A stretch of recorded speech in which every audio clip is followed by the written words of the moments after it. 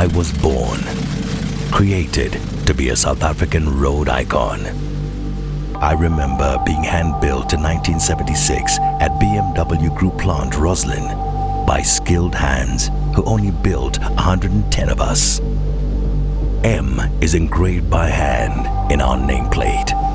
We exist because of our two track siblings who became the world's most successful 5 Series on the track. Those were the early steps of BMW motorsport.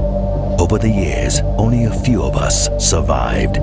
I am one of them, number 100.